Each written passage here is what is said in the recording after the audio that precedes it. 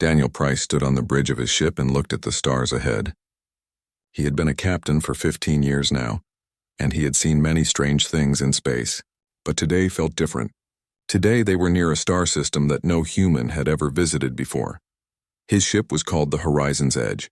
It was one of the fastest ships that humans had ever built. It could travel at almost half the speed of light, which was incredibly fast. But even at that speed, they were still very far from Earth. Home was just a tiny dot of light now, lost among billions of other stars. Amanda Brooks was working at her station when she noticed something unusual.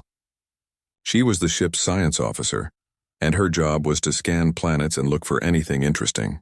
What she found made her heart beat faster. "Captain, I'm seeing something strange on the fourth planet," Amanda said.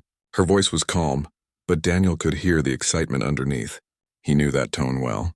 Daniel walked over to her station. The bridge was quiet now. Everyone was focused on their work, but they all knew something important was happening. Daniel looked at Amanda's screen and felt his breath catch in his throat. "What am I looking at?" he asked. "Radio signals. Lots of them. And they're not natural, Captain. Someone made them. Someone built something down there." Amanda's fingers moved quickly across her controls, bringing up more information. "These patterns are too organized to be natural. This is technology." The bridge went completely silent. For 300 years, humans had been exploring space. They had found hundreds of planets with life on them, simple life like bacteria and small creatures in the oceans, but never had they found intelligent life. Never had they found anyone who could build things or send signals. The universe seemed full of life but empty of minds.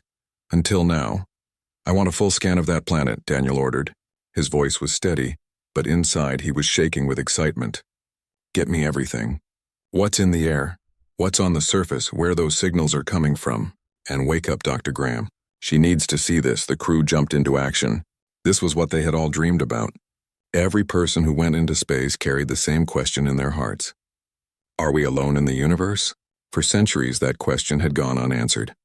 But maybe, just maybe, today they would finally know the truth. Claire Graham arrived on the bridge a few minutes later. Her gray hair was messy from sleep, but her eyes were sharp and clear. She was the ship's expert on alien life, even though she had never actually seen any. Her whole career had been spent studying aliens that might exist. Now it looked like her studies were about to become very real. "Show me," she said simply. Amanda put the planet on the main screen. Everyone stared at it. The planet was beautiful. It was blue and green like Earth, but a little bigger. It had 2 small moons that orbited close to it. Across the side of the planet that faced the sun, they could see thousands of small lights. Cities, roads, buildings, signs of civilization. "Oh my God," Claire whispered. She stepped closer to the screen as if she couldn't believe what she was seeing. "There's more," Amanda said quietly. She changed the display to show different types of signals. "The whole area around the planet is filled with radio transmissions. They're using microwaves too, and something that looks like quantum communication. This civilization is advanced, Doctor. Maybe not quite at our level, but close." Daniel felt his hands shaking. This was the moment that would change everything. When people back on Earth learned about this, the whole world would transform. Philosophy, religion, politics, science, everything would be different. Humanity was not alone. "Can we understand their transmissions?" Claire asked. "Can we decode what they're saying?" Kevin Martinez spoke up from the communication station. "I'm already working on it. Their codes are complex, but our computers should be able to figure them out. Give me a few hours." Daniel made his decision quickly. "Amanda, set a course for the planet. Take us into orbit, but stay high enough that they won't detect us. We need to watch and learn before we make contact." "Yes, Captain." As the ship changed direction and headed toward the planet, Daniel felt something strange. Something about what he was seeing bothered him, but he couldn't figure out what it was. He looked at the image of the planet more carefully. "Dr. Graham," he said slowly, "those cities, do they look right to you?" Claire moved closer to the display. She studied it for a long time without saying anything. When she finally spoke, she sounded confused. "No," she said, "something's wrong. The lights are too uniform, too regular, and look at the roads. They're all perfectly straight and organized in grids. Cities don't grow like that naturally. They follow rivers. They curve around mountains. They adapt to the land. But these cities look like someone planned every single one of them at the same time." Daniel felt his unease grow stronger. "What are you saying?" I'm saying those cities look artificial, like someone sat down with a blank map and decided exactly where everything should go. That's not how civilizations develop. Before anyone could respond, Kevin called out again. Captain, I've got something. The computer cracked one of their transmissions. He paused and his face went pale. You need to hear this. Kevin played the audio through the bridge speakers. At first, there was only static and noise. Then voices came through. They weren't speaking any human language, but the computer translated the words into English in real time. Maintenance report for Sector 7. All systems functioning normally. No problems detected. Understood. Continue with scheduled tasks. The voices were flat and emotionless. They didn't sound like people talking. They sounded like machines giving reports. Daniel felt a chill run down his spine. That doesn't sound like a civilization, Amanda said quietly. That sounds like robots. Claire nodded slowly. Get me more transmissions. As many as you can find. I need to understand what's happening down there. Over the next several hours, as the horizon's edge moved into orbit around the mysterious planet, the crew gathered more information, and the more they learned, the stranger everything became. Every transmission they heard was the same. Status reports, maintenance schedules, resource management, but no personal messages, no entertainment, no music or stories, just endless mechanical efficiency. Daniel stood on the bridge and stared at the planet below. They had come looking for aliens. They had found signs of an advanced civilization, but something was very wrong, and he was determined to find out what it was. The crew of the Horizon's Edge spent hours analyzing everything they could detect from the planet. They converted one of the ship's conference rooms into a workspace filled with floating displays and data streams. Claire stood in the middle of it all, moving information around with her hands as she tried to understand what they were seeing. It's a civilization without anyone living in it, she explained to the crew. Every transmission we've picked up follows the same pattern. Status reports, maintenance schedules, resource management. Not a single personal message. No entertainment broadcasts. No art, no culture. Just endless mechanical efficiency. Daniel looked at all the displays with growing concern. You're saying the entire planet is automated? Just machines running everything? More than that, Claire replied. She pulled up a detailed scan of one of the larger cities. Look at this. We've mapped every building and structure. There are factories, power plants, transportation systems, even what look like houses and apartments. But Captain, there's nobody living there. Our heat sensors show machines running, but no biological life anywhere. Amanda leaned forward to look at the scans more closely. Could they be underground? Maybe they prefer to live below the surface. Claire shook her head. We've used ground radar and gravity sensors. We've looked everywhere. If there's anyone down there, they're invisible to every instrument we have. No, I think the truth is simpler. This planet is running on autopilot.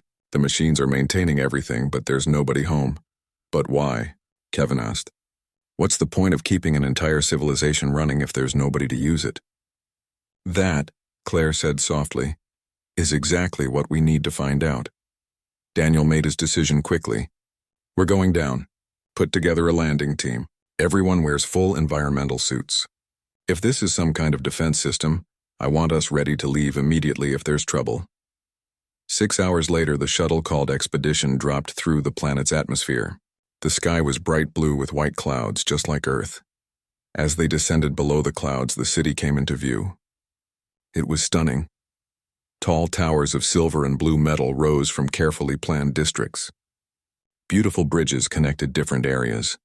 Roads flowed smoothly between buildings.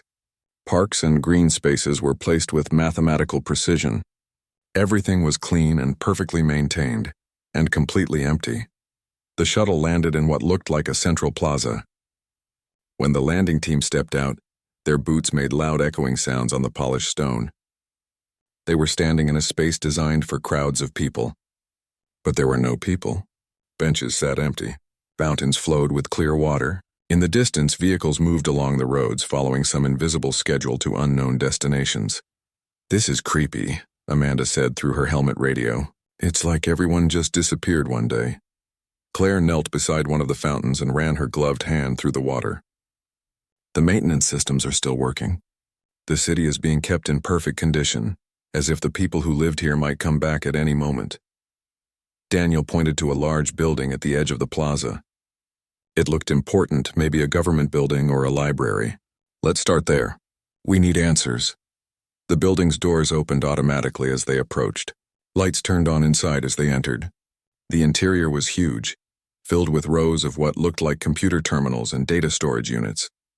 The walls were covered with displays showing charts, graphs, and text in an alien language that their translation devices struggled to read. This must be an archive, Claire said, walking toward the nearest terminal, a place where they stored information. She activated the terminal and it responded immediately. The interface changed to adapt to her presence.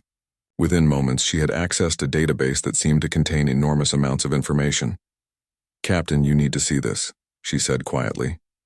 Daniel joined her at the terminal. On the screen, images appeared. They were holographic reconstructions of the beings who had once lived on this world. They were humanoid, but clearly alien, with forearms and patterns on their skin that glowed with soft light. The images showed them going about their lives, working, celebrating, raising families. The Vorith, Claire read from the translated text. That's what they called themselves. This was their homeworld. The center of their civilization was? Daniel asked. Claire continued to search through the database. Her expression became more serious with each new piece of information she found. They were explorers like us. They sent out ships to map the galaxy. They looked for other life. And then, about 200 years ago, they detected something. She pulled up a star map. Daniel's heart seemed to stop. There, marked with a special symbol, was a small yellow star. Earth's sun. They found us, he whispered. They found Earth, Claire confirmed. They detected our radio signals and our early television broadcasts. They knew intelligent life existed there, and they decided to make contact with us. The implications hit Daniel hard. When? Claire's hands shook as she read the dates and converted them to human time. They launched their first contact mission 150 years ago. A small fleet of ships carrying ambassadors and scientists. They wanted to establish peaceful relations with humanity. Daniel did the math in his head. 150 years ago. The ships would still be traveling through space, moving slowly toward Earth. Depending on how fast their ships could go, they might arrive in another 50 years. Or they might have already arrived. What happened to them? He asked. The Vorith. Where did they go? Claire was quiet for a long time. She read through the records with increasing urgency. When she finally spoke, her voice was barely a whisper. They're gone, Daniel. All of them. The entire species. The room went completely silent.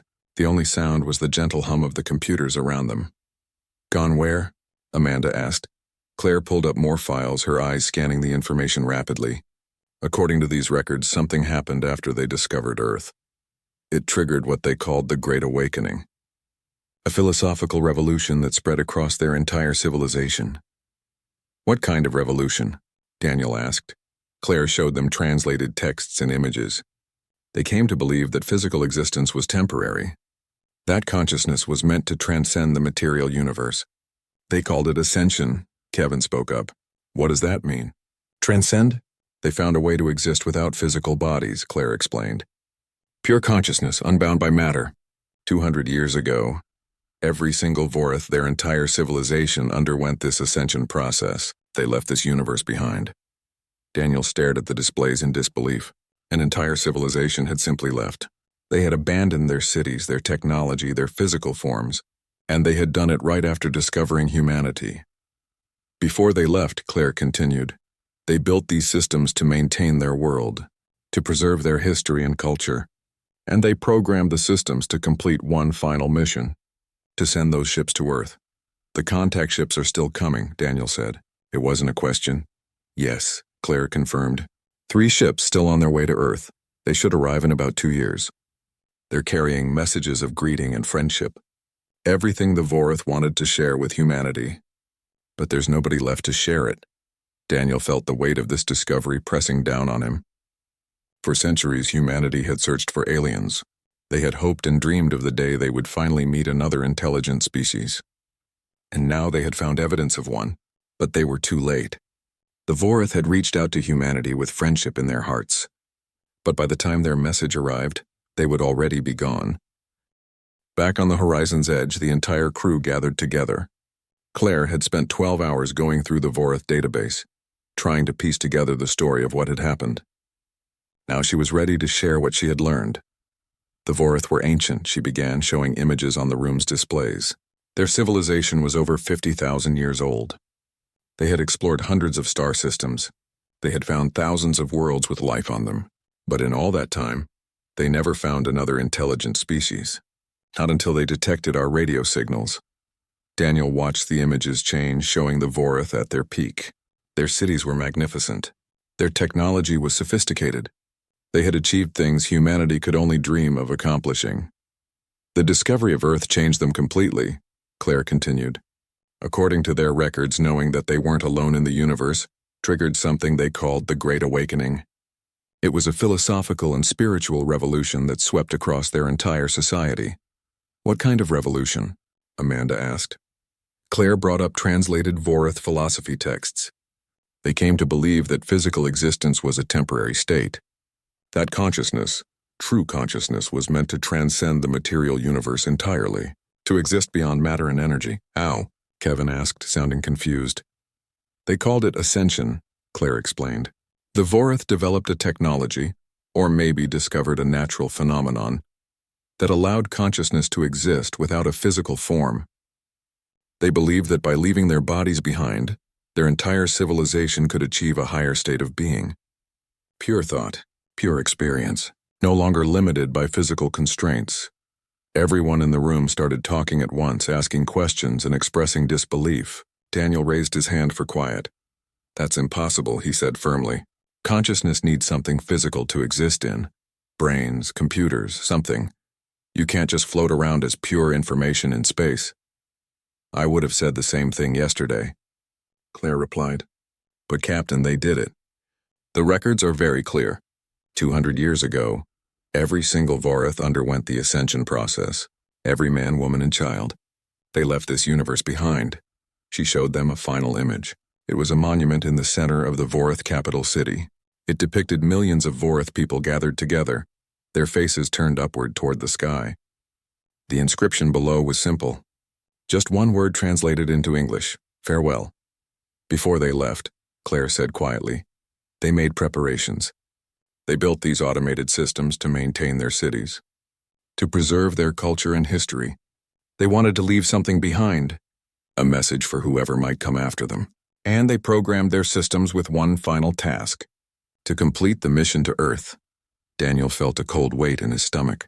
The contact ships. They're still on their way. Yes, Claire confirmed. 3 ships. Launched 150 years ago. According to the navigation records, they were designed to arrive at Earth in about 2 years. They're carrying automated systems, messages of greeting, offers of friendship and cultural exchange. Everything the Vorith wanted to share with humanity.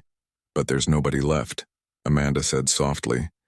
The irony was crushing. For centuries, humanity had searched the stars for evidence of intelligent life. They had built telescopes and sent out probes. They had listened to the silence of space with desperate hope. And all that time, another civilization had been doing the same thing. The Vorith had found humanity first. They had reached out across the vast darkness with friendship and wonder, but they had reached out too late. Why? Kevin asked, his voice emotional. Why leave everything behind? Why abandon it all? Claire pulled up one final document. It was a personal journal entry from one of the last Vorith philosophers. The translation was rough, but the meaning was clear. We have spent 50,000 years walking these worlds, the text read. We have built cities that reach the clouds. We have created art that moves the soul. We have loved and laughed and wept. But in all that time we were alone. We searched the galaxy and found life everywhere. But we never found another mind to share our thoughts with. Until now. The discovery of humanity has shown us what we always suspected but feared to believe. The universe is vast and consciousness is precious and rare. We have decided that our gift to this cosmos will be to make room for those who come after us. We ascend not out of fear or desperation, but out of hope. Hope that you, the young species, the newcomers to the galactic stage, will do what we could not. That you will find each other. Build bridges across the stars. Create the community we always dreamed of. We leave you our cities, our knowledge, everything we have built. Use it well. And know that somewhere, in ways you cannot yet imagine, we will be watching. We will be cheering for you. Do not mourn us. We have chosen joy. The silence that followed was profound. Daniel looked around at his crew. He saw tears on several faces. The weight of what they had discovered pressed down on everyone. "What do we do now?" Amanda asked. Daniel stood up. His decision was clear. "We go home. We tell humanity what we've found. And we prepare to welcome the Vorith ships when they arrive. We'll receive the gift they left us with the honor and respect it deserves." The crew nodded in agreement. They would return to Earth as heroes, bearing news that would transform human civilization forever. They had found proof of alien life. Not living aliens, but evidence that humanity was not alone in the universe. That other minds had looked up at the stars and wondered the same things humans wondered. But as the horizon's edge prepared to leave orbit and begin the long journey home, Claire made one more discovery. She was doing a final sweep of the Vorith communication networks when she detected something unusual. "Captain," she called out urgently, "I'm picking up a signal. It's faint, but it's definitely there, and it's coming from somewhere in the outer part of this star system." Daniel came to look at her display. "What kind of signal?" "I don't know yet, but it's not random noise. There's structure to it. Patterns. And Captain, it started broadcasting at exactly the same time the Vorith completed their ascension." Daniel felt his heart rate increase. "You think it's them? The ascended Vorith?" Claire looked up at him, her eyes wide. "I think we need to find out." Daniel didn't hesitate. "Amanda, delay our departure. Plot a course to the source of that signal. Maximum speed." The horizon's edge turned away from the beautiful blue-green planet and accelerated into the darkness beyond. For 3 days they traveled, pushing their engines to the limit, following the faint signal deeper into the outer reaches of the Vorith system. Nobody knew what they would find, but they all felt that this was important. That whatever was broadcasting that signal held answers to questions they hadn't even thought to ask yet.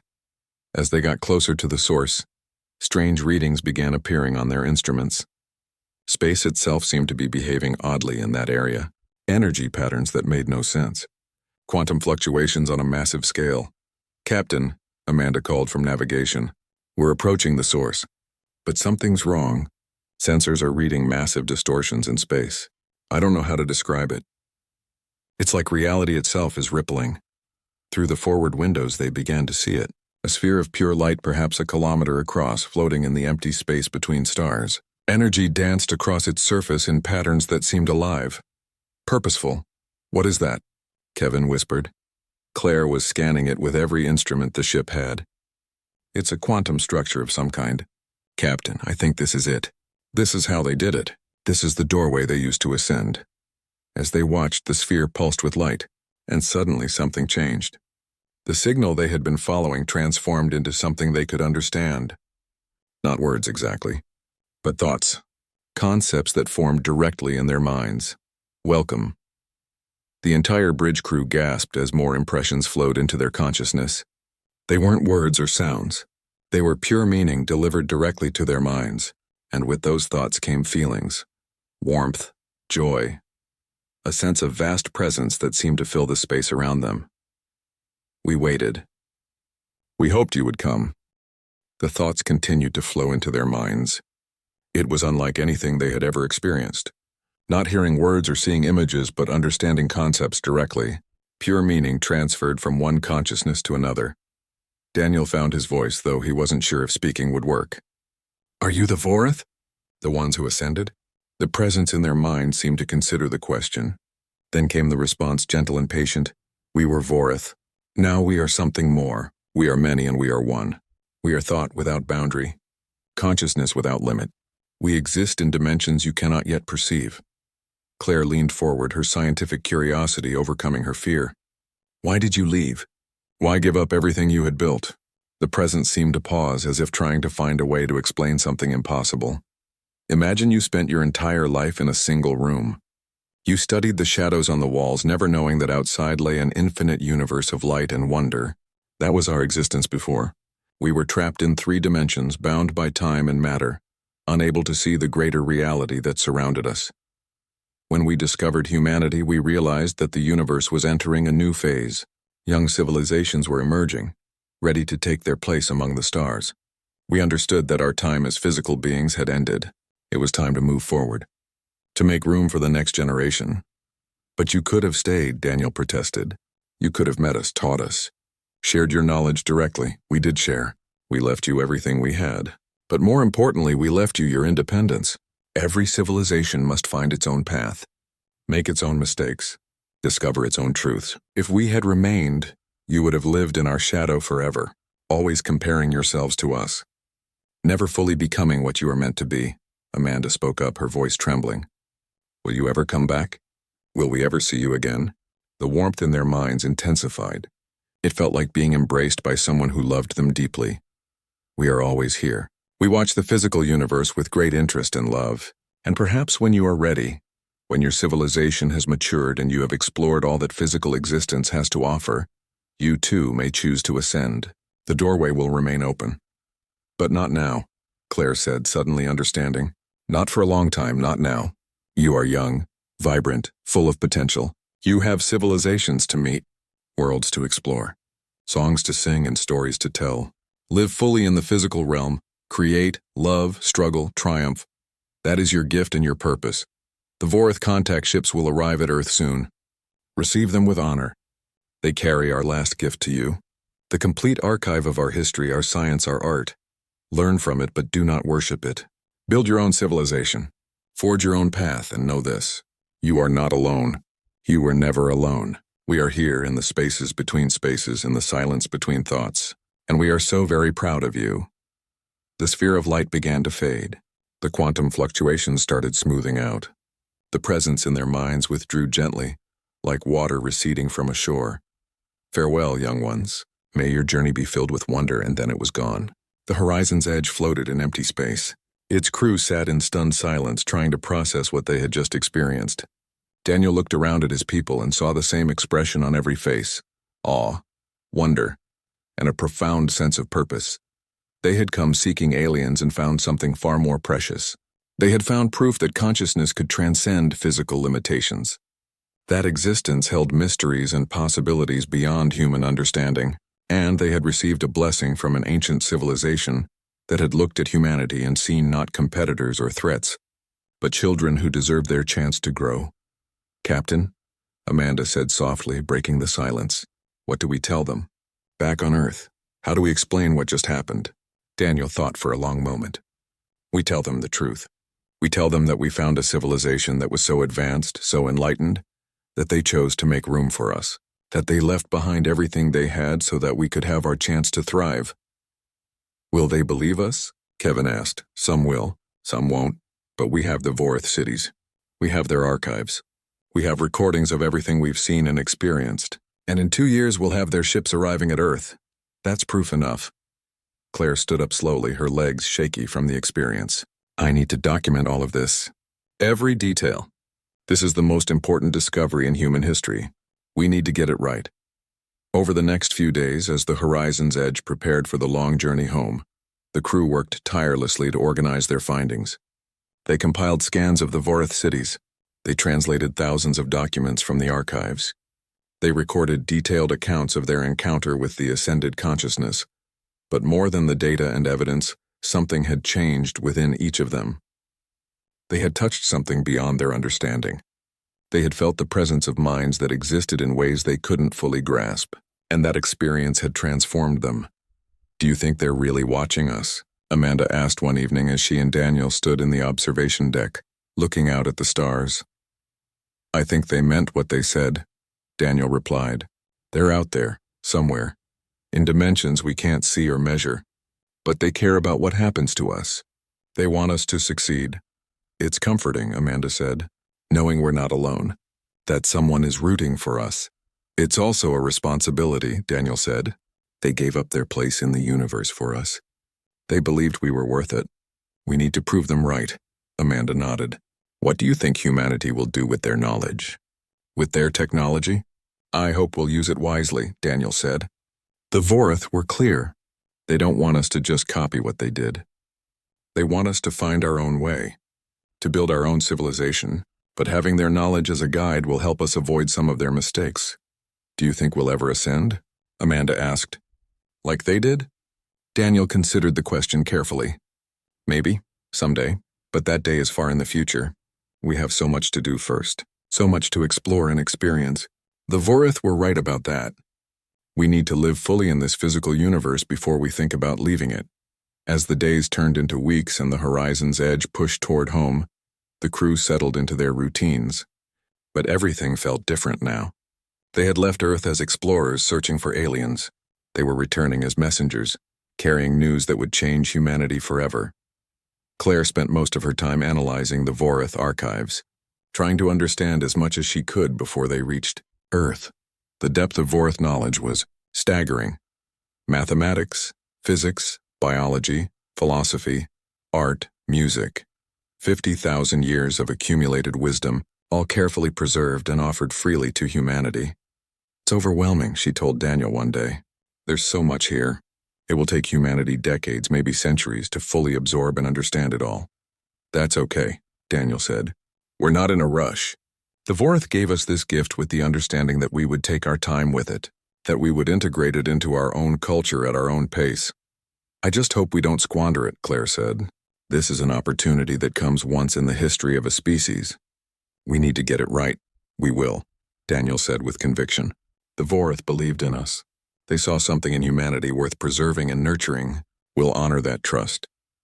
As the horizon's edge continued its journey through the void, its crew carried with them not just data and evidence, but hope. Hope that humanity would rise to meet this challenge. Hope that they would use the Vorath gift wisely. Hope that one day humans would find other young civilizations and pass on the same kindness that had been shown to them. The Vorath had reached out too late to meet humanity in person, but their legacy would live on, in the knowledge they shared, in the cities they preserved, in the example they set of a civilization that chose hope over fear, generosity over selfishness, and faith in the future over clinging to the past. And somewhere in dimensions beyond human perception, the ascended Vorath watched and waited, patient, loving, proud of the young species that was about to take its first real steps onto the galactic stage. The journey back to Earth took 18 months. Daniel spent much of that time working with Claire to prepare their report. They knew that what they had discovered would fundamentally change human civilization. The pressure of that responsibility weighed on them every day. They brought back everything. Detailed scans of the Vorath homeworld, translations of their archives, recordings of the encounter with the ascended consciousness. It was the most significant discovery in human history, and they needed to present it carefully. How do you think people will react? Amanda asked one evening as they sat together in the observation deck, watching the stars stream past. Daniel thought about it carefully. Some will see it as proof that we're not alone, that consciousness is a fundamental property of the universe. Others will focus on the technology and the possibility of ascension, and some will reject it entirely. They'll call it a hoax or say we misunderstood what we found. What do you see? She asked. I see hope, he replied simply. The Vorath chose to leave not because they were running away, but because they believed in us. They believed humanity deserved a chance to thrive without living in their shadow. That's a gift beyond measure. When the horizon's edge finally emerged from its long journey and Earth appeared in their forward windows, the entire crew gathered on the bridge. The blue planet looked exactly as it had when they left. Beautiful, fragile, infinitely precious. Captain, we're being contacted by Earth Central Command, Kevin announced. They want our initial report. Daniel took a deep breath. Tell them we found something incredible. Tell them we need to assemble the World Council. And tell them we found our first aliens. And they were extraordinary. The news spread across Earth like wildfire. Within days, billions of people knew about the Vorath, about the empty cities and the automated systems. Religious leaders debated the implications of ascension. Scientists scrambled to understand the technology. Philosophers wrote about consciousness and existence. Everyone had an opinion, but perhaps the most profound effect was on humanity's sense of itself. For the first time, people understood with absolute certainty that they were not alone in the universe. Other minds had looked up at the same stars, asked the same questions, felt the same wonder. 2 years later, exactly as the Vorath records had predicted, 3 ships appeared at the edge of the solar system. They were elegant vessels, shaped like spiraling shells, their hulls covered in patterns that seemed to shift and flow. Inside each ship, automated systems had maintained themselves perfectly across the vast journey. Daniel, now promoted to Admiral and head of Earth's First Contact Division, led the mission to greet them. As his ship approached the Vorith vessels, he felt a mixture of emotions: sadness that the beings who had sent these ships were gone, but also gratitude for the gift they had left behind. The ships responded to their approach. Their systems activated after 2 centuries of silence. Messages began to broadcast. Carefully crafted greetings in hundreds of languages, mathematical proofs to establish common ground, offers of friendship and exchange, and most precious of all, the complete archive of Vorith civilization. Their history, their science, their art and music and literature, everything they had been, preserved and offered freely to humanity. Claire was the first to board one of the Vorith ships. She moved through its corridors with reverence, touching walls that had been touched by beings who were now beyond physical existence. Every detail had been preserved perfectly. In what appeared to be a central chamber, she found a final message. It was carved into a crystalline monument that glowed with its own light. The translation appeared immediately. To our friends among the stars, we hope to meet you in person, to share stories and laughter, to build a future together. Fate decided otherwise, but we leave you with no regrets. In these ships you will find the sum of our existence. Use our knowledge wisely, learn from our mistakes, celebrate our achievements, but most importantly, know that you are inheritors of a gift that extends beyond technology or information. You inherit the knowledge that consciousness is the universe's way of knowing itself, that every mind, every perspective is unique and irreplaceable. Treasure that diversity. Protect it. Nurture it. The galaxy is vast and you are young. You will meet others like yourselves, other civilizations taking their first steps among the stars. When that day comes, remember us. Remember that the greatest gift one civilization can give another is the freedom to become what they are meant to be. We are gone, but we are not lost.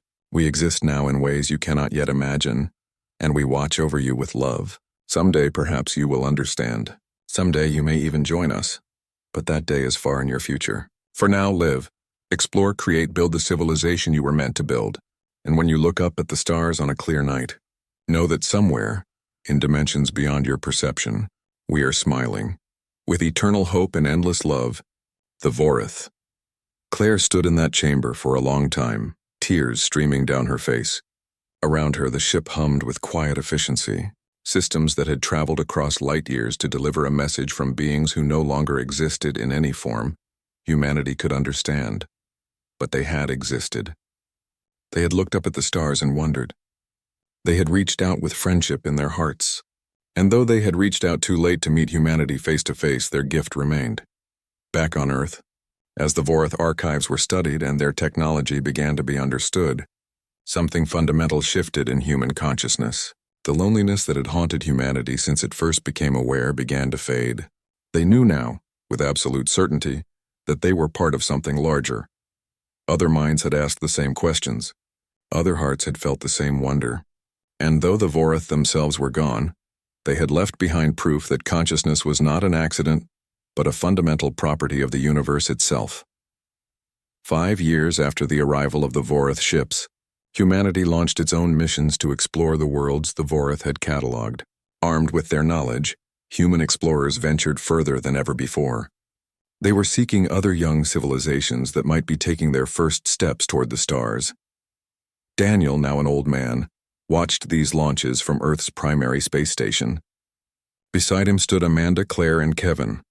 The crew of the Horizon's Edge reunited one final time. "Do you think we'll find them?" Amanda asked. "Other civilizations like ours?"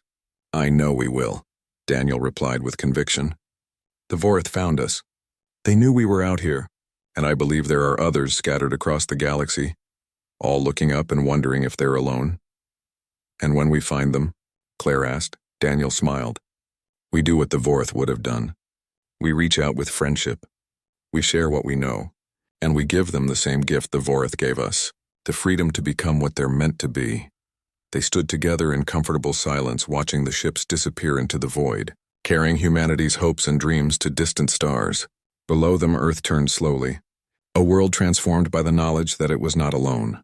The Vorith were gone, their physical forms abandoned for existence in dimensions humanity could barely imagine, but their legacy remained, written in the stars they had mapped, the knowledge they had shared, the hope they had kindled in the hearts of a younger civilization.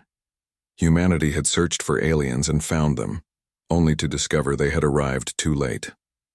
The Vorath had reached out across the vast darkness, hoping for contact, for connection, for the simple joy of knowing they weren't alone.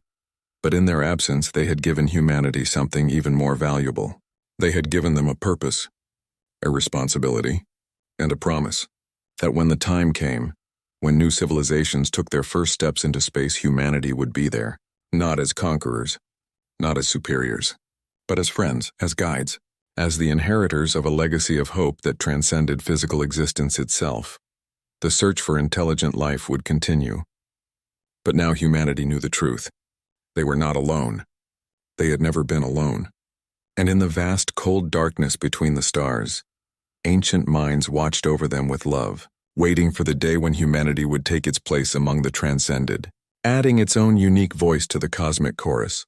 But that day was far in the future. For now, humanity had work to do, stars to explore, worlds to discover, civilizations to meet and befriend. And somewhere in dimensions beyond human perception, the Vorath smiled.